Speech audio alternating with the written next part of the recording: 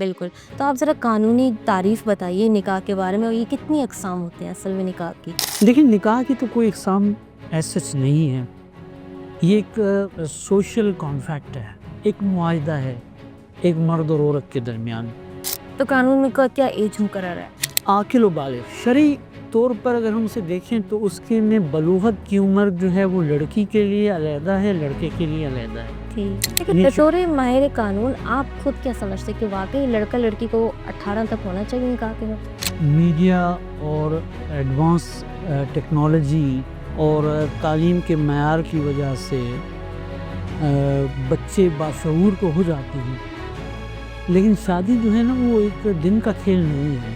تو کون کون سی شکیں امپورٹنٹ ہوتی ہیں، اور نکاح کے ٹائم نکاح خواہ اکثر کوئی مس کر دیتے ہیں شک یا نظر انداز کرتے ہیں؟ نکاح نامہ جو ہے وہ اسینشل پارٹ ہے. ابھی اس میں بڑی چیزیں انہوں نے ایڈ کر دی ہیں، اور شاید نیکسٹ جو نکاح نامہ پرنٹ ہو کے آئے اس میں ایک تو ختم نبوت کا کالم ایڈ کیا گیا ہے. جی بالکل. تو رجسٹریشن کرنا کیوں ضروری ہے، اور اگر رجسٹریشن نہ ہو تو اس صورت میں کیا ہو سکتا ہے؟ اس کے بعد دیکھیں ایک اور رجسٹریشن کا پروسیس بھی پاکستان میں رائج ہے جس کو کہتے ہیں نادرہ رجسٹریشن. اچھا، اس کو ہم میرج سرٹیفکیٹ کہتے ہیں. ٹھیک ہے ٹھیک. وہ میرج سرٹیفکیٹ نادرہ جاری کرتا ہے. کہ وہاں پہ شاید یہ بھی مینشن کیا جاتا ہے کہ مستقبل میں لڑکا شادی کر سکتا ہے کہ نہیں، یہ بھی کوئی شک ہوتی ہے میرے خیال میں نکاح نامے میں، ایسا کچھ ہوتا ہے؟ لیکن شرعی طور پہ تو ایک مرد کے لیے 4 شادیوں کی اجازت موجود ہے سبجیکٹ ٹو. لیکن پاکستانی لاز کے مطابق اگر وہ دوسری شادی میں جاتا ہے تو اس کو پہلی بیوی کی اجازت کی ضرورت ہوتی ہے. جی، السلام علیکم ناظرین، پروگرام لیگل ٹاکس میں ہم آپ کو ویلکم کرتے ہیں. میں وہ آپ کی میزبان شابندہ فرزین. ناظرین، آج کا جو ہمارا موضوع ہے پروگرام کا وہ ہے نکاح یعنی میرج کے حوالے سے. بہت ہی اہم موضوع ہے، اس پہ ہم جتنی بات کریں اتنا جو ہے وہ ہمیں کم لگتا ہے، کیونکہ یہ موضوع اپنے آپ میں بہت وسیع ہے، اور اگر اس میں آپ کو ماہرین کی رائے چاہیے ہو تو پھر وہ ٹاپک اور بھی آپ کو جو ہے وہ گہرائی تک لے جاتی ہے. آپ کے اندر بہت سارے سوالات اٹھتے ہیں کہ یہ چیز کیسے ہوتی. نکاح کہنے میں بہت ایک آسان لفظ ہے، لیکن یہ بہت بڑی جو ہے ایک بہت بڑا معنی رکھتی ہے. اور اب یہ ہمارا پروگرام ہے لیگل ٹاکس، اس مطلب یہ ہم آج پروگرام میں جو ہے نکاح کے حوالے سے جو ہے قانونی پیچیدگیاں سمجھیں گے، کتنی اقسام ہے، کیا ہے نکاح میں، اور کون کون سے مراحل آ سکتے ہیں. مختلف سوالات ہوتے ہیں، مختلف پیچیدگیاں ہوتی ہیں نکاح میں. تو اس کے لیے ہم اپنے ماہر قانون سے جو ہے وہ رائے لیں گے. ہمارے ساتھ موجود ہیں اویس احمد قادری صاحب جو کہ ماہر قانون ہیں، ایڈوکیٹ ہیں. بہت شکریہ سر، آپ آئے. بہت مہربانی، شکریہ شابندہ بی بی آپ کا اس پروگرام میں مجھے بنانے کا.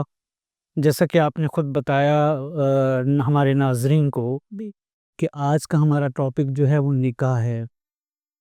نکاح کی ڈیفینیشن اور اس کے بیک گراؤنڈ اور شرعی آسپیکٹ اور اس قانونی آسپیکٹ کو جب ہم دیکھتے ہیں تو ہمیں سب سے پہلے قرآن و حدیث اور فقہ کو دیکھنا پڑتا ہے، چونکہ ہم یہاں پہ بحیثیت قانون دان ان قانونی مراحل کو ہم نے دیکھنا ہے کہ نکاح یا میرج جس کو محمد اللہ نے ڈیفائن کیا ہوا ہے، مطلب قانون کے طلباء، وکلاء اور عام فہم ہماری عوام الناس کے سامنے جب نکاح کی بات آتی ہے تو دوسری بات آتی ہے کہ نکاح از دا پارٹ آف میرج.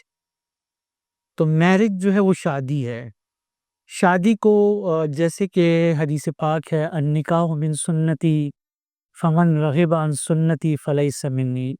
حضور نبی کریم صلی اللہ تعالیٰ علیہ وآلہ وسلم کا فرمان عالی شان ہے کہ نکاح میری سنت ہے، اور جس نے اس سے انحراف کیا وہ مجھ میں سے نہیں. تو حضرت آدم علیہ السلام سے لے کر آج کے زمانے تک، جس میں انبیاء کرام بھی گزرے ہیں، جس میں صحابہ بھی گزرے ہیں، حضور کی آل بھی آئی ہے، اولیاء کرام بھی گزرے ہیں، اور ہر زمانے اور ہر جگہ پہ نوع انسانی کو، نسل آدم کو بڑھانے کے لیے مرد و زن کا جو رشتہ ہے اس میں ان کا ایک ملاپ، اور اس ملاپ کے ذریعے نوع انسانی کی وہ نسل کو بڑھانے کا جو سلسلہ ہے وہ حضرت آدم سے لے کر تا قیامت جاری و ساری رہے گا. چونکہ ہم مسلمان ہیں، اسلامی معاشرے میں ہیں، تو اسلامی معاشرے نے قرآن پاک اور احادیث سے اور فقہ سے بعد میں آنے کے بعد اس کے لیے مختلف مراحل اور مختلف اصول طے کیے بالکل کہ جب آپ ایک مرد اور عورت رشتہ ازدواج میں جاتے ہیں تو مین کام جو ہے وہ تو نکاح ہے کہ ان کے درمیان وہ نکاح ہو جائے، اور نکاح ہونے کے بعد وہ میاں بیوی کہلائے جائیں۔ یہ باقی کی جو میرج کی رسومات ہیں یہ تو ہر معاشرے میں علیحدہ رہی ہیں۔ بالکل بالکل ایسا ہی. آپ دنیا کے جس حصے میں چلے جائیں وہاں پہ جو معاشرہ وہاں پہ رواج رسم و رواج رائج ہیں وہاں پہ ہر چیز آپ کو مختلف نظر آئے گی، لیکن نکاح کا طریقہ جو ہے وہ وہی ہے جو حضور نبی کریم صلی اللہ تعالی علیہ وسلم اور دین ابراہیم میں اب جیسے اسلام لانے سے پہلے جتنے بھی نکاح ہوئے ہیں وہ دین ابراہیمی پہ ہوئے تھے۔ حضور نبی کریم صلی اللہ تعالی وسلم کا نکاح جو حضرت خدیجہ الکبریٰ رضی اللہ تعالی عنہ سے ہوا، ہماری ام المومنین سے، تو حضرت ابو طالب رضی اللہ تعالی عنہ نے وہ نکاح پڑھایا تھا، تو وہ دین ابراہیمی پہ تھا۔ اس کے بعد جو نکاح ہوئے تو وہ اس کے لیے اصول طے کیے جاتے رہے۔ تو محمد اللہ جس کا لاسٹ بھی ہم نے بڑا سرسری جائزہ لیا اور اس میں جتنے آسپیکٹ اور ٹاپکس تھے ان کو ڈسکس کیا، تو اس میں ایک ٹاپک جو ہے وہ محمد اللہ میں میرج بھی ہے۔ تو میرج میں مختلف شرائط ہیں، مختلف طریقے ہیں جو آج کا ہمارا موضوع ہے۔ بالکل. تو آپ ذرا قانونی تعریف بتائیے نکاح کے بارے میں، اور یہ کتنی اقسام ہوتے ہیں اصل میں نکاح کی؟ دیکھیں نکاح کی تو کوئی اقسام ایسا نہیں ہے، یہ ایک سوشل کانٹریکٹ ہے، ایک معاہدہ ہے ایک مرد اور عورت کے درمیان۔ وہ مرد عورت اپنے رشتے کو استوار کرنے کے لیے اپنی پسند اور ناپسند کو سامنے رکھتے ہوئے دوسرے کو پسند کرنے کے بعد اگر وہ چاہتے ہیں کہ وہ آئندہ زندگی ایک میاں بیوی کے طور پہ گزاریں تو وہ نکاح کے مرحلے سے انہیں گزرنا پڑتا ہے۔ صحیح. تو نکاح کی شرائط ہیں جس میں پہلی شرط ہے کہ ایجاب و قبول ہے، پروپوزل اینڈ ایکسیپٹنس، مطلب عورت کی طرف سے یا کسی کی طرف سے وہ آفر آئے گی، دوسرا ایکسیپٹ کرے گا، اور اس کے لیے ایک نکاح کے لیے ایک نشست ہونی چاہیے۔ اس میں کسی تحریر کی شرح کوئی ضرورت نہیں ہے، لیکن جب آپ کسی بھی ملک کے قوانین کی بات کرتے ہیں جو وہاں پہ رائج ہیں تو ان کی قوانین کی پابندی پھر آپ پہ لازمی ہو جاتی ہے۔ جیسے آپ عرب ممالک کی بات کریں گے تو وہاں پہ دوسرے قوانین ہیں، اور یورپین کنٹریز ہیں تو وہاں پہ دوسرے قوانین ہوں گے۔ ہم اپنے ملک پاکستان کی بات کریں گے تو وہاں پہ ایک نکاح نامے کی شرط ہے، اور پھر نکاح رجسٹریشن کی شرط ہے۔ اس میں نکاح خواہ بھی ضروری نہیں ہے، نکاح رجسٹرار بھی ضروری نہیں ہے۔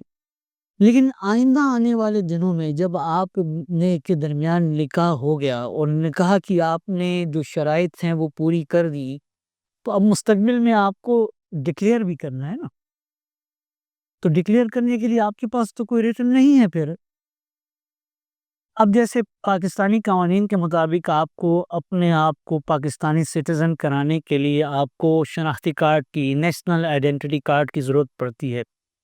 جب آپ جاتی ہیں نیشنل آئیڈینٹی کارڈ نادرا کے آفس تو آپ سے آپ کے والد کا نام پوچھا جاتا ہے۔ جب آپ کی شادی ہو جاتی ہے تو پھر وہ آپ اس میں چینج آف نیچر کرواتی ہیں کہ اب ولدیت سے وہ زوجیت پہ آ جاتی۔ اسی طرح آپ کو اگر بیرون ملک سفر کرنا ہے تو آپ کو پاسپورٹ کی ضرورت پڑے گی، سفری دستاویزات جسے کہا جاتا ہے۔ تو آپ پاسپورٹ میں اگر آپ کے والد کا اندراج اور وہاں کے ہسبینڈ کے اندراج نہیں اور آپ ہسبینڈ کے ساتھ جا رہی ہیں تو آپ کو تو ایک تکلیف دہ مرحلہ ہوگا نا جی، آپ کو پروف کرنا ہے۔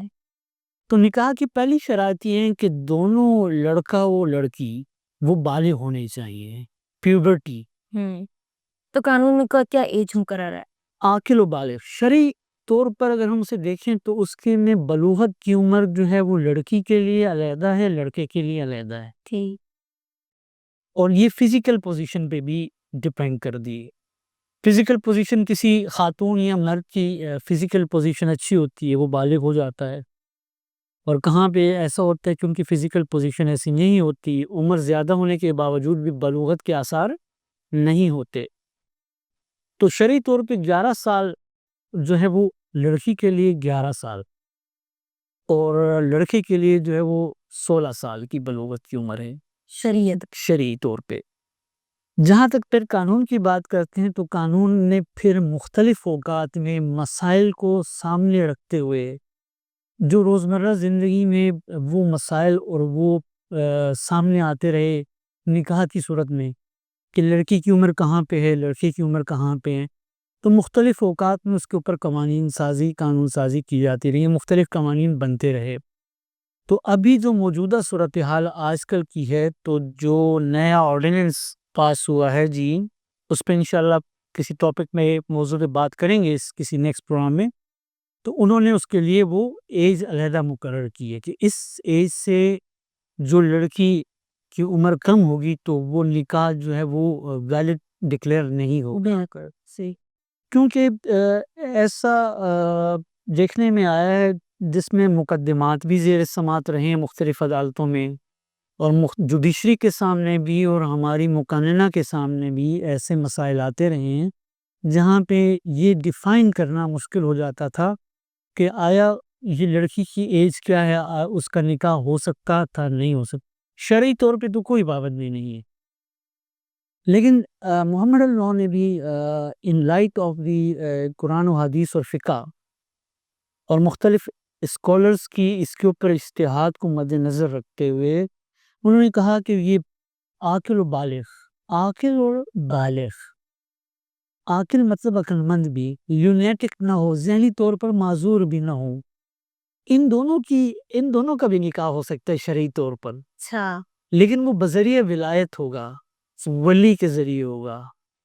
اگر کوئی رشتہ ایسا بن جاتا ہے، یونیٹک ہے، جسمانی طور پہ معذور نہیں ہے، ذہنی طور پہ معذور ہے، یہ ذہنی طور پہ ٹھیک ہے، جسمانی طور پر معذور ہے، تو ان کا نکاح بھی ہو سکتا ہے شرعاً، لیکن وہ بذریعہ ولی ہوگا۔ ٹھیک۔ اور ایسے اگر کوئی بالغ لڑکی نہیں ہے، بالغ لڑکا نہیں ہے، تو ان کا نکاح بھی بذریعہ ولی ہو سکتا ہے۔ دیکھیں اب ولی کی شرط تو نکاح میں ایک عاقل اور بالغ لڑکی کے لیے بھی موجود ہے، کیونکہ ایک نشست میں ہونا، اب نشست کا ہونا جو ہے اس میں اسی نشست میں لڑکا اور لڑکی دونوں کا موجود ہونا اور ایجاب و قبول کرنا، اور دو عاقل اور بالغ گواہوں کی موجودگی میں۔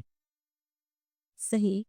اگر وہ ایک گواہ ہے اور ایک گواہ نہیں، تو پھر اس کی غیر موجودگی میں دو عورتیں اور ایک مرد گواہ، لیکن چار عورتیں نہیں، ایک مرد اور دو عورتیں یا دو مرد، دو عورتیں ایکول ہیں ایک مرد گواہ کے، لیکن یہ نہیں کہیں گی کہ آپ چار گواہ کہہ کے آپ چار گواہوں کی موجودگی میں نہیں، یہ پاسبل نہیں۔ تو یہ شرائط ہیں، جاب قبول ہو گیا، عاقل و بالغ ہونا ہو گیا، اور گواہوں کی موجودگی ہو گئی، ایک نشست ہو گئی، تو یہ وہ شرائط ہیں جی۔ بطور ماہر قانون آپ خود کیا سمجھتے کہ واقعی لڑکا لڑکی کو 18 تک ہونا چاہیے نکاح کے وقت؟ دیکھیں اب آج کل کے جس معاشرے میں ہم رہ رہے ہیں، اس سے قطع نظر کہ میڈیا اور ایڈوانس ٹیکنالوجی اور تعلیم کے معیار کی وجہ سے بچے باشعور کو ہو جاتے ہیں، لیکن شادی جو ہے نا وہ ایک دن کا کھیل نہیں ہے، بہت بڑی ذمہ داری ہے۔ دیکھیں آپ نے ایک جنریشن کو تخلیق کرنا ہے، ایسے ہی آپ ایک ایسے رشتے میں جا رہی ہیں جس میں آپ نے تا حیات اس رشتے کو نبھانا بھی ہے، بالکل، اور آئندہ آنے والی نسل بھی وہ آپ کی ذمہ داری ہے۔ تو تجربے تو یہ رہے کہ چھوٹی عمروں کی شادیاں جو ہیں 14-15 سال کی عمر میں بھی شادیاں کر دی گئیں تو وہ کامیابی رہی ہیں، اور بڑی عمر میں شادیاں کی تو وہ بھی ناکام رہی ہیں۔ ایجوکیشن بھی اس میں کبھی کبھی اچھا رول ادا کرتی ہے، کبھی نیگیٹو ہو جاتی ہے، تو یہ چیزیں موجود ہیں وہاں۔ لیکن عموماً والدین آج کل سپورٹ کرتے ہیں کہ نہیں بچے ذرا پڑھ لکھ جائیں، پھر ہم جو ہیں سوچیں گے ان کی شادی کے بارے میں، کیونکہ بچے تب تک شعور پیدا کر لیں گے، اچھے اور صحیح کا اور غلط کا ان کو فرق سمجھ میں آ جائے گا۔ لیکن شریعت تو اس کی نفی کرتا ہے، شریعت تو کہتا ہے کہ لڑکی اور لڑکا بالغ ہو تو اس کو رشتہ ازدواج میں باندھ دو، نکاح کرو، جبکہ ہمارا قانون کہتا ہے کہ وہ دیکھتا ہے اس وقت کے حالات کو کہ اب حالات کیا ہیں۔ ایک لڑکا برسر روزگار ہی نہیں ہے، بالکل، تو آپ اس کے، شریعت تو کہتی ہے کہ نہیں وہ دین اس کا نصیب میری ذمہ داری ہے. ایسا ہی ہے. لیکن ہم جو ہیں وہ تو گراؤنڈ ریئلٹیز کو دیکھتے ہیں نا جی. بالکل. ہم تو دیکھتے ہیں کہ جی ایک لڑکا اسکول گوئنگ ہے. اب آپ کے سامنے اور ہمارے سامنے جب معاشرے میں بات کریں اور ارد گرد نظر اٹھا کے دیکھیں تو ایسی شادیاں بھی جو اسکول گوئنگز نہیں کی ہیں. اور ابھی پچھلے دنوں میرے پاس ایک کیس تھا جس میں 9th کلاس کے لڑکا اور لڑکی تھے، اور لڑکی کی ایج تھوڑی زیادہ تھی، لڑکا اس سے بھی چھوٹا تھا، اور دونوں نے سوشل میڈیا آپ تو دیکھیں اس طرح کی ویڈیوز واقعات سے بھری پڑی ہوئی ہے. یس. آپ کے سامنے روزانہ پنجاب سے اور وہاں سے خبریں یہاں میں بہت زیادہ ہے. جی ہاں کہ چھوٹے لڑکوں نے اور لڑکیوں کی شادیاں کی ہیں، اور اب وہ کامیاب نہ اور کامیاب رہنا وہ تو نصیب کی بات ہے. بالکل بالکل. اچھا میں یہ پوچھنا چاہ رہی تھی کہ جو نکاح نامہ ہے یہ ذرا ہمارے ناظرین کو بتائیے گا کہ یہ ہوتا کیا، اور اس سے کون کون سی شکیں امپورٹنٹ ہوتی ہیں، اور نکاح کے ٹائم نکاح خواہ اکثر کوئی مس کر دیتے ہیں شک یا نظر انداز کرتے ہیں، ہاں اس سے بارے میں تھوڑا سا بتائیے. نکاح نامہ جو ایک پرنٹڈ فارم ہے رجسٹریشن کے نیچے، رجسٹریشن ایکٹ کے نیچے، اور مسلم فیملی لاز، اس کے اوپر ایک پورا ہم پروگرام کریں گے، اس کی ہر شک کو ڈیفائن کریں گے انشاءاللہ. سرسری طور پہ یہ بتاتا جاؤں کہ نکاح نامہ جو ہے وہ اسینشل پارٹ ہے. ابھی اس میں بڑی چیزیں انہوں نے ایڈ کر دی ہیں، اور شاید نیکسٹ جو نکاح نامہ پرنٹ ہو کے آئے اس میں ایک تو ختم نبوت کا کالم ایڈ کیا گیا ہے. جی بالکل. دوسرا اس میں جو میڈیکل پوائنٹ آف ویو سے بھی بلڈ گروپ کو بھی ایڈ کیا گیا، اور تھیلیسیمیا ایشو بھی. یہ تو بہت اچھی بات. جی. اور اس کے کالمز کی تعداد شروع ہوتی ہے 1 سے لے کے شاید 27 تک ہے. اچھا.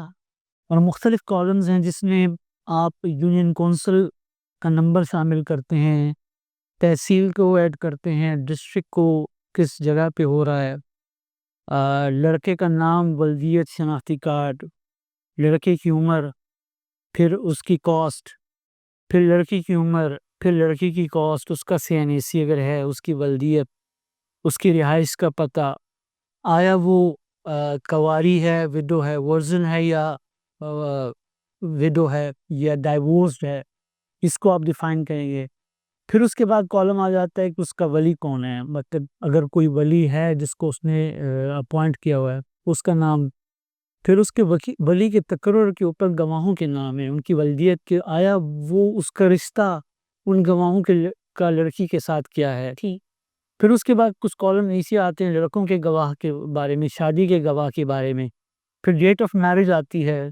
پھر آتا ہے ایک دوسرا کالم جس کو کہتے ہیں حق مہر کا، داور جس کو کہا جائے گا، کہ داور کیسا ہوگا، اس کا تعین کیسے ہوگا، اس کی مقدار کیا ہے، کتنا ادا کیا گیا ہے، کتنا نہیں ادا کیا گیا.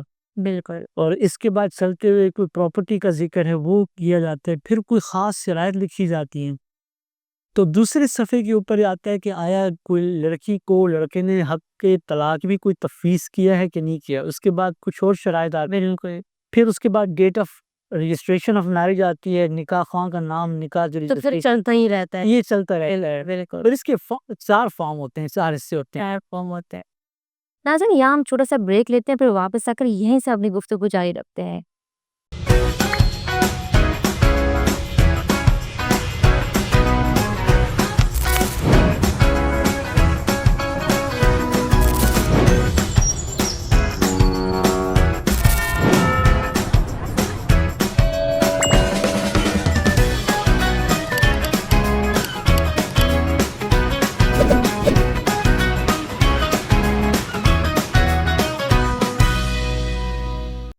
ویلکم بیک ناظرین، اور اس چھوٹی سی بریک کے بعد ہم واپس آئے ہیں اور یہیں سے ہم اپنی گفتگو جاری رکھتے ہیں. ہمیں اویس صاحب بتا رہے تھے کہ نکاح نامہ اصل میں ہوتا کیا ہے، اور اس پہ جو شکیں موجود ہوتی ہیں اس کے حوالے سے وہ بتا رہے تھے، تو ہم وہیں سے اپنی گفتگو جاری رکھتے ہیں. نکاح نامے کے فارم جو ہیں جو ہمارے پاکستان میں رائج ہیں وہ ہیں 4 فارمز. فارم الف، بے اور اس طرح پرت اسے کہا جاتا ہے. ایک جو ہے تینوں جب چاروں کے چاروں سائن ہو کے پراپر اس کی رجسٹریشن ہو جاتی ہے یونین کونسل میں، کنسرن یونین کونسل میں. تو اس کی رجسٹریشن ہونے کے بعد اس کا ایک رجسٹرڈ فارم کا پیج جو ہے وہ لڑکی کو دے دیا جاتا ہے، ایک لڑکے کو دے دیا جاتا ہے، دوسرا وہ نکاح خواہ کے پاس یا رجسٹرار کے پاس رہ جاتا ہے، اور چوتھا رجسٹریشن آفس میں یونین کونسل کے وہاں پہ رہ جاتا ہے۔ ہو گیا تو رجسٹریشن کرنا کیوں ضروری ہے، اور اگر رجسٹریشن نہ ہو تو اس صورت میں کیا ہو سکتا ہے؟ اس کے بعد دیکھیں ایک اور رجسٹریشن کا پروسیس بھی پاکستان میں رہا ہے جس کو کہتے ہیں نادرا رجسٹریشن، اچھا اس کو ہم میرج سرٹیفکیٹ کہتے ہیں۔ ٹھیک ٹھیک ٹھیک وہ میرج سرٹیفکیٹ نادرا جاری کرتا ہے۔ اب جیسے میں نے ابھی تھوڑی دیر پہلے آپ کو بتایا کہ نکاح ہونے کے بعد اس لڑکا اور لڑکی یا میاں بیوی کو اپنے نکاح کا کوئی ثبوت بھی چاہیے، کیونکہ نادرا میں جب اس کا CNC رجسٹرڈ ہے لڑکی کا، تو وہ اس کی زوجیت میں آتی ہے، تو اس کے نام والد کی جگہ پہ اس کی زوجیت ہسبینڈ کا نام آ جاتا ہے۔ ایگزیکٹلی ٹھیک ہو گیا جی۔ اب وہ لڑکی پہلے تھی والد کی FRC میں، اس کا فارم بی میں اندراج والد کے اس کے ساتھ شامل تھا۔ اب وہ آ گئی اپنے ہسبینڈ کے ساتھ، وہاں پہ ولدیت والے میں تو رہے گی، لیکن یہاں پہ وہ ایک نئی کیٹیگری میں شامل ہو گئی۔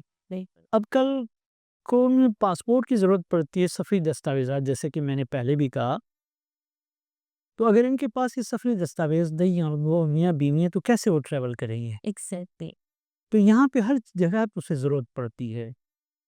پھر نکاح رجسٹریشن کروانے کے بعد آپ لڑکا کچھ دوسری شادی کے لیے جاتا ہے، تو اسے اس کالم، اس نکاح نامے کے دوسرے پیج کے کالم میں مینشن کرنا پڑتا ہے یا یہ پہلے کالم میں کہ وہ پہلے سے شادی شدہ ہے یا نہیں ہے، اور اگر شادی شدہ ہے اسی طرح لڑکی کا بھی لکھا جاتا ہے کہ آیا وہ کنواری ہے، ورجن ہے، یا ویڈو ہے، یا ڈائیورسڈ ہے۔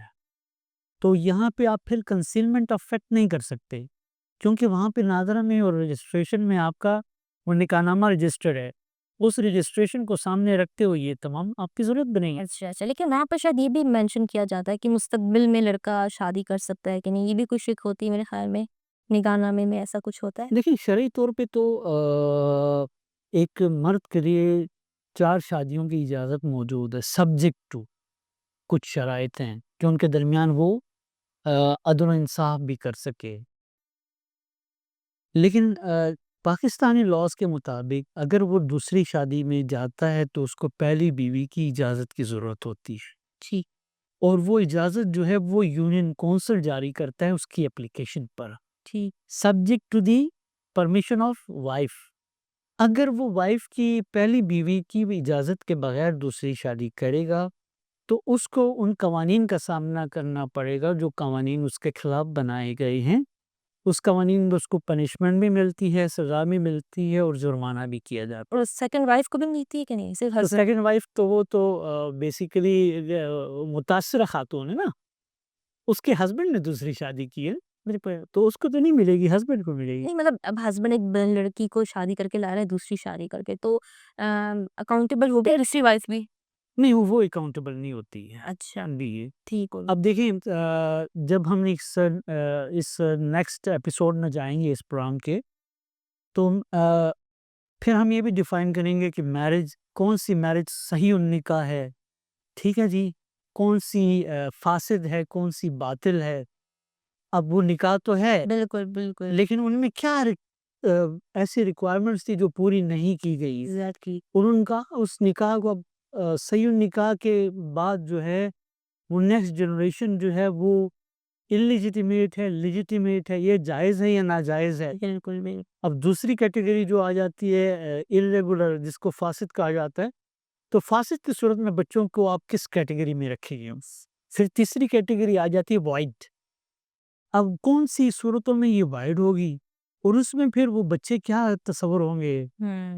ٹھیک ہے تو یہ ساری چیزیں اس نکاح کے حصے میں اب اس کو یہاں پہ آپ یہ بھی دیکھیں کہ ایک مرد نے 4 شادیاں کی ہیں، اب وہ 5ویں شادی کرنا چاہتا ہے، اب وہ اس کو آپ قانون کہاں پہ دیکھتا ہے، شریعت کہاں پہ دیکھتی ہے؟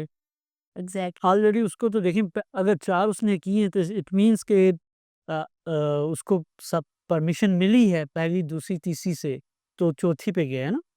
اب ضروری نہیں ہے، بعض لوگ جو ہیں وہ پرمیشن کو بالائے طاق رکھتے ہوئے بھی جاتے ہیں، قانون کو سامنے نہیں رکھتے، اس پر عمل پیرا نہیں ہوتے، اور بعض خواتین ایسا کام نہیں کر سکتی، وہ لاچار ہوتی ہیں، بے بس ہوتی ہیں، ان کو اس کی نالج ہی نہیں ہوتی کہ آیا سیکنڈ میرج جو ہے وہ ایسا ہی ہے. ایز کنڈیشن ہے، اویئرنیس نہیں ہے نا ان کے وجہ.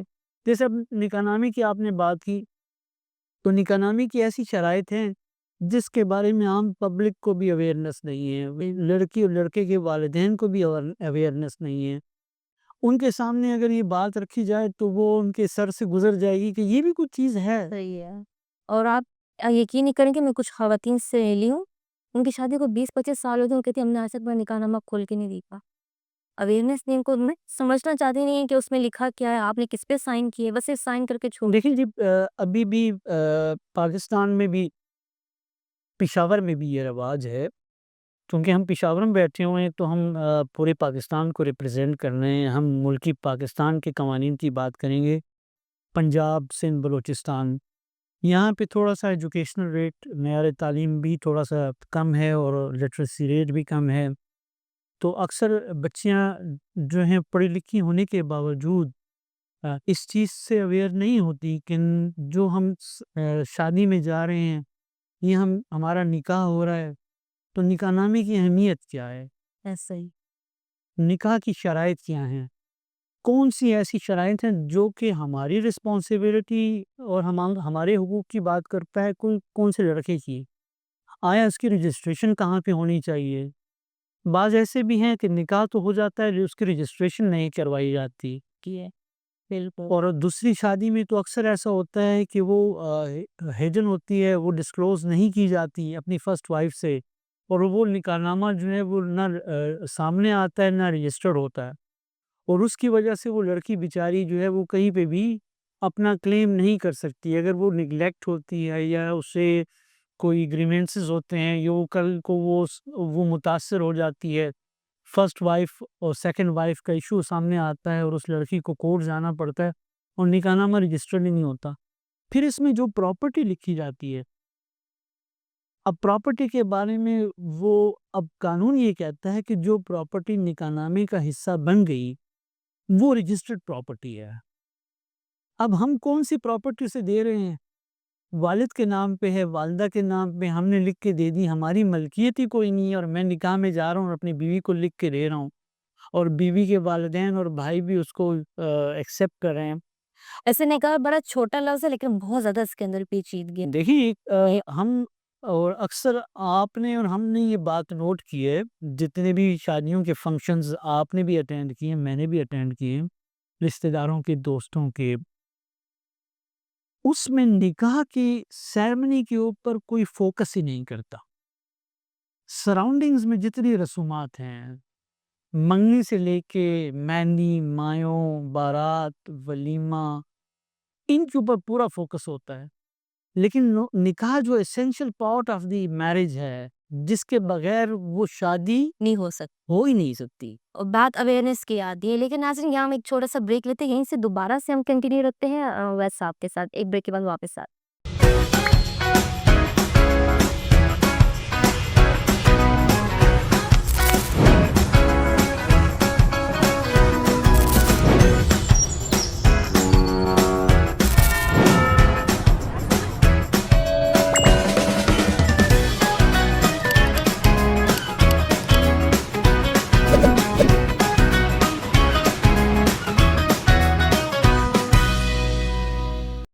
ویلکم بیک ناظرین، لیگل ٹاکس آپ اپنا پروگرام دیکھ رہے ہیں اور گفتگو بہت اچھی جا رہی ہے. ہمارے ساتھ اویس صاحب موجود ہے.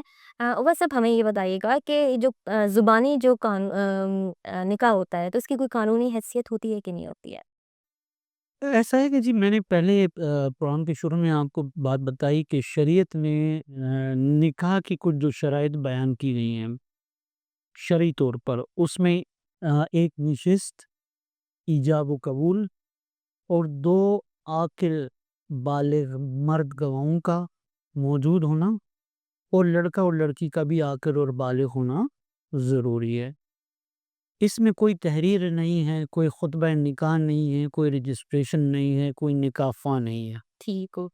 ایک نشست میں وہ میاں بیوی بیٹھ گئے، لڑکا اور لڑکی 2 گواہوں کی موجودگی میں انہوں نے ایجاب قبول کر لیا کہ تم میری بیوی ہو، تم مجھے قبول ہو. وہ کہتی ہے آپ مجھے ہسبینڈ کے طور پہ قبول ہیں، یہ ایجاب و قبول ہوا 3 مرتبہ، اور اعلان نکاح ہو گیا کہ پبلکلی اناؤنس ہو گیا کہ they are now husband and wife, this is sufficient according to شریعہ لا۔